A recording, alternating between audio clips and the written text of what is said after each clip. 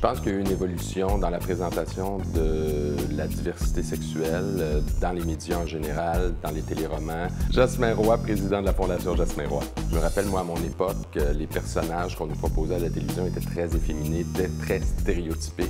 De plus en plus, on sent qu'on veut changer un peu cette image-là. Donc, proposer des garçons autant qui peuvent jouer au hockey, qui peuvent être, en fond, qui représentent une diversité de personnages, parce que oui, il y a des garçons qui sont plus efféminés, comme il y a des filles qui sont plus masculines, par tradition, mais ce qu'on ressent, c'est qu'il y a vraiment une volonté, même dans la littérature, même à la télévision, au cinéma, de briser un peu le moule des stéréotypes qu'on nous proposait quand j'étais jeune. Moi, quand j'étais jeune, c'est sûr que, j'ai 50 ans, hein, je suis une personne âgée, mais quand j'étais plus jeune, moi, ce qu'on me proposait, c'était vraiment des modèles extrêmement efféminés, extrêmement stéréotypés, puis il y a beaucoup de gens qui ne s'identifiaient pas à ça. Moi, je pense que c'est important qu'il y en ait pour tout le monde. Donc, souvent, moi, j'ai souvent entendu que telle personne représente mal la communauté homosexuelle, telle autre personne représente mal la communauté, mais moi, je suis vraiment pour la diversité. Je pense qu'il faut avoir une diversité de choix, puis on choisit ce qui nous ressemble. Puis c'est comme ça qu'on a des modèles positifs aussi dans notre société. On est encore en manque de modèles positifs. Surtout, on parle beaucoup de modèles publics, mais moi, je pense que les modèles les plus influents en milieu éducatif, c'est vraiment les enseignants, les directions d'école, les intervenants. Donc, les gens près des jeunes, parce que c'est avec eux autres qu'il y a vraiment un rapport humain, un échange, puis c'est là qu'on sent vraiment qu'il peut y avoir un changement dans la perception de l'orientation sexuelle. Un livre à suggérer, et avec Tango, nous voilà à 3, un livre que j'ai reçu il y a quelques années. Ce que j'aime de ce livre-là, c'est qu'au-delà de parler de la diversité sexuelle, on parle aussi de biologie sans le savoir, parce que les études nous disent, à l'heure actuelle, en biologie, que dans la nature, il y a plusieurs animaux qui ont des comportements homosexuels, dont la girafe, le dauphin, le manchot. Donc, c'est important aussi dans l'éducation de l'enfant de faire comprendre que ça fait partie d'une diversité naturelle dans la nature, qu'on le retrouve. Donc, c'est tout à fait normal que dans l'espèce humaine, on puisse retrouver ce genre de comportement. Je pense que le livre, c'est un vecteur de réflexion, c'est un vecteur de changement, c'est aussi un outil pour développer l'empathie, la compassion, parce que quand on lit un témoignage ou on lit une histoire, même si c'est une histoire fictive, ça nous fait réfléchir, puis ça nous amène à essayer de comprendre l'autre, à essayer de comprendre une réalité qui ne nous appartient pas. Donc, pour l'avoir vécu moi-même, parce que dans mon premier livre, j'expliquais ce que j'avais vécu comme jeune homosexuel ayant vécu de l'homophobie en milieu éducatif, ce que j'ai ressenti, c'est ça devient un peu comme un miroir pour certains enfants et ça leur permet aussi de comprendre leur réalité et de comprendre certaines problématiques dans lesquelles ils sont installés.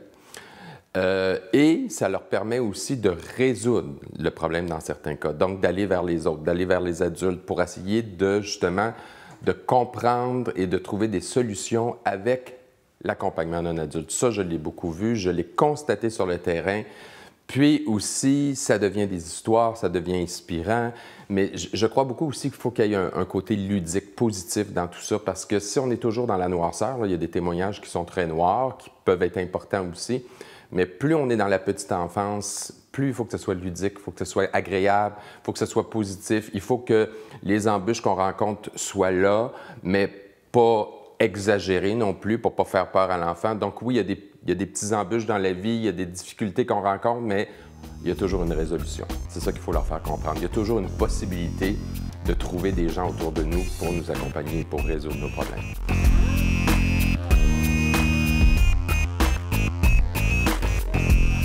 Moi, je pense que c'est une excellente idée de présenter la diversité sexuelle dès la petite enfance. On ne parle pas nécessairement de l'accouplement en tant que tel, on ne parle pas de sexualité, on parle de rapport humain.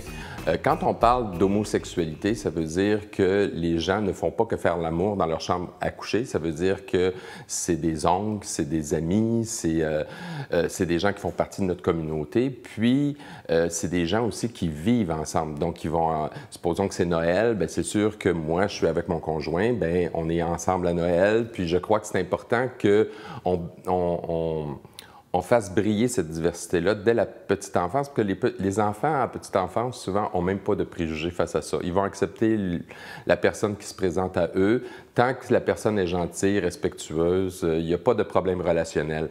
C'est vraiment l'éducation qui vient briser tout ça. Donc, et c'est pour toutes les formes de diversité. Là, je parle d'orientation sexuelle, mais toutes les formes de diversité. Plus on met en place des mécanismes dès la petite enfance pour intégrer des compétences sociales, parce qu'il faut que l'enfant développe des compétences sociales pour entrer en communication avec tout ce qui est différent de lui. Et aujourd'hui, ça s'apprend. Moi, je suis une personne âgée, je l'ai dit tout à l'heure. À mon époque, on ne nous apprenait pas à développer des compétences sociales, émotionnelles pour entrer en contact avec quelque chose qui ne nous ressemblait pas.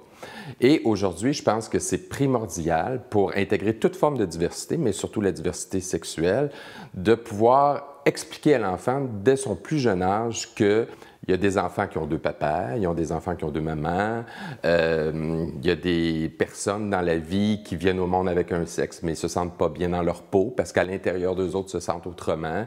Je pense que c'est là qu'on place vraiment les cartes.